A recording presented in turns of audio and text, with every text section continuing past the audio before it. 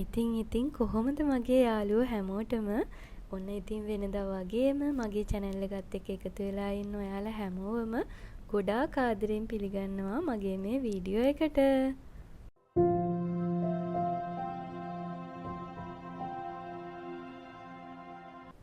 ඔන්න ඉතින් මම උදෙන්ම නැගිටලා මේ ලෑස්ති වෙන්නේ මටයි හස්බන්ඩ්ටයි බොන්න රසම රස කිරිත එකක් හදාගන්න.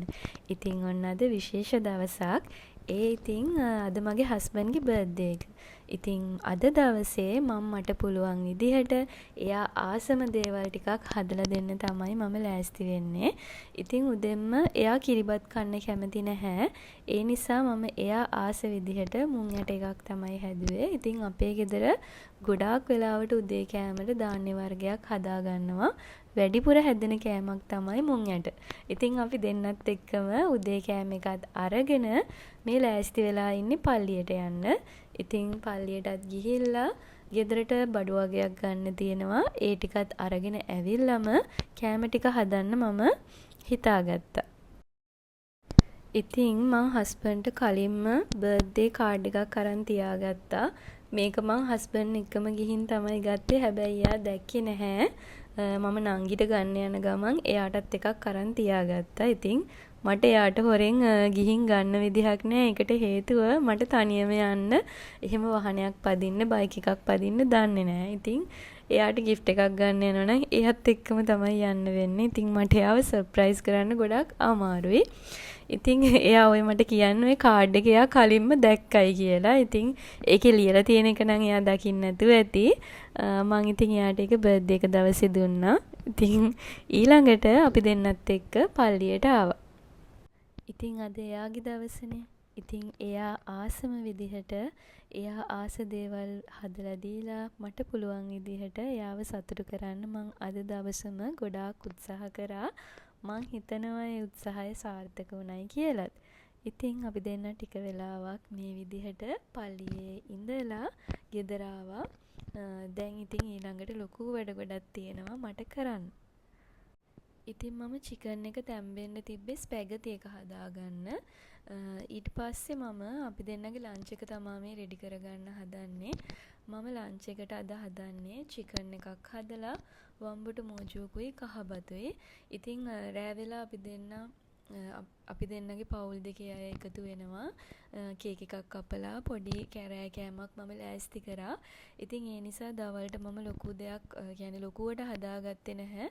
අපි දෙන්නට ඇති වෙන්න තමයි චිකන් එකයි වම්බුට මෝජුයි හදාගත්තේ. වම්බුට මෝජුත් පොඩි ප්‍රමාණයක් තමයි මම හදාගත්තේ. ඉතින් චිකන් එක මම අද ගොඩාක් කිරි දාන්නේ නැතුව කළුවට තමයි හදාගන්නේ. ඉතින් චිකන් එක හොඳට හොදලා අරගෙන ඒකට මිරිස් කුඩු, කළු කුඩු, 3-5 කුඩු, ඊළඟට ගම්මිරිස් කුඩු, ලුණු කුඩු ඒ ටික දාලා හොඳට මං අද ගොරක දැම්මේ. ගොරකක් දාලා හොඳට ඒක තියලා පැත්තකින් ඊට පස්සේ වෙනම මම තෙම්පරාදුවක් දාගන්නවා. ඉඟුරු සුදු ලුණු අවු මිරිස් ඒ ටික දාලා තෙම්පරාදු කරලා චිකන් එකත් ඒකටම දාලා ඒ තෙලේම ටික වෙලාවක් බැදෙන්න අරිනවා.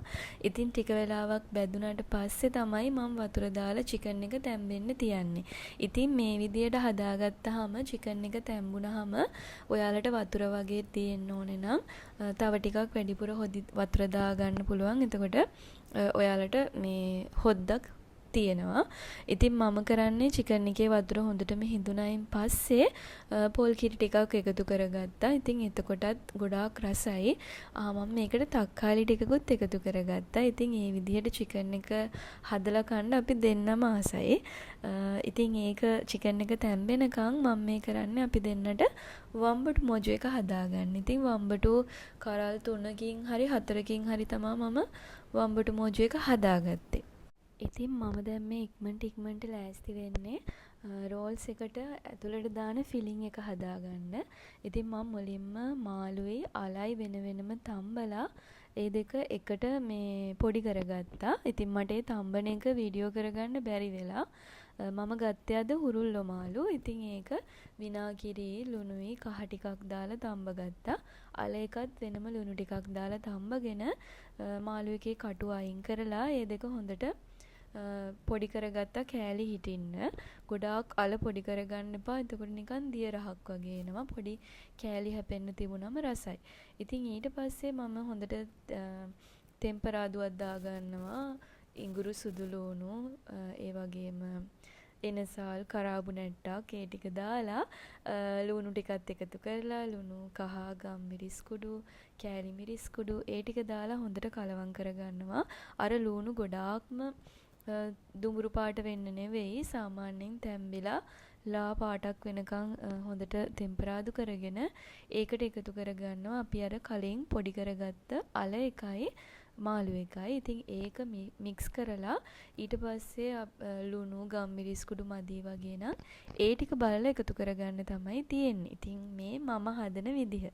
ඊළඟට අපි රෝල්ස් එක හදන බැටර් එක හදාගන්න. කියන්නේ රෝල්ස් එකේ රොටිය හදාගන්න ඕනේනේ. ඊට පස්සේ ඒකත් හදාගත්තා මම. ඒක ඉතින් බිත්තරයයි පාන් පිටි වතුරයි ලුණුයි කහයි දාලා අපි ඒක ගොඩාක් උකුත් නැති දියාරුත් නැති බැටර් එකක් හදාගෙන මම මේ ඉක්මනින් රෝල්ස් ටික හදා ගන්නවා. මොකද ෆීස් එකට දාලා තියාගත්තාම බදින වෙලාවට ඒක ලස්සනට බැද ගන්න පුළුවන්. ඒ නිසා මම මේ ඉක්මනින් ඒ ටික තමයි මේ හදාගත්තේ. ඉතින් මම සෑන්ඩ්විචුත් හදාගත්තා, ස්පැගතිත් හදාගත්තා. හැබැයි මට ඒ කිසි දෙයක් වීඩියෝ කරගන්න බැරි වුණා. මාර විදියට එදා දවසේ වෙලාව ගියේ. ඉතින් මං කැරටුයි බිත්තරයි තඹපු බිත්තරයි වලින් තමයි සෑන්ඩ්විච් එක හදාගත්තේ. ඒකට අබ පේස්ට් එක දාලා ඒ විදියට තමයි හදාගත්තේ මයොනීස් ටිකක් එහෙම දාලා. ඉතින් ඇත්තටම එදා දවසේ අපිට මට පුළුවන් විදියට මම ලෑස්ති කරපු පුංචි පාටි එක තමයි මේක. ඉතින් ලොකු ගොඩාක් කට්ටිය ආවේ නැහැ. හස්බන්ඩ්ගේ ගෙදර අයයි මගේ ගෙදර අයයි තමයි ආවේ. ඉතින් ඒ ASCII අපි පොඩි TikTok එකකුත් කරා. ඉතින් මේ ඒ වීඩියෝ එකත් මම එකතු කරා. ඉතින් අපි හැමදාම එකතු වෙන්නේ නැති නිසා ඔය වගේ එකතු වුණාම මේ වගේ පිස්සු වැඩත් ඉතින් අපි කරනවා.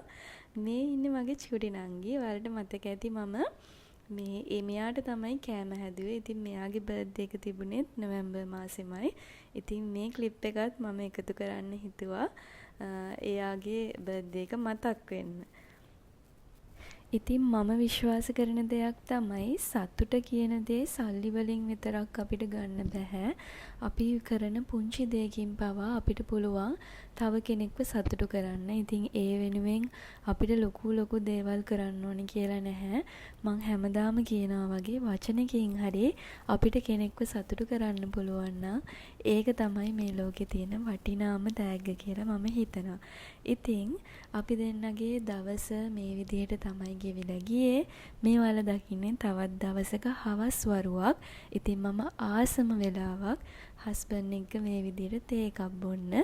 ඉතින් අදට මගේ මේ වීඩියෝ එක ඉවරයි. ඔයාලා මගේ මේ වීඩියෝ එකට කැමති නම් අනිවාර්යෙන්ම ලයික් එකක් දාලා යාළුවන්ටත් බලන්න ෂෙයා කරන ගමන් මගේ channel එක subscribe කරලා නැත්නම් අනිවාර්යෙන්ම subscribe කරන්න කියලාත් ආදරෙන් ඉල්ලනවා. එහෙනම් තවත් ලස්සන වීඩියෝ එකකින් ආයෙමත් හම්බ වෙනකන් ඔයාලා හැමෝටම සුබ දවසක්.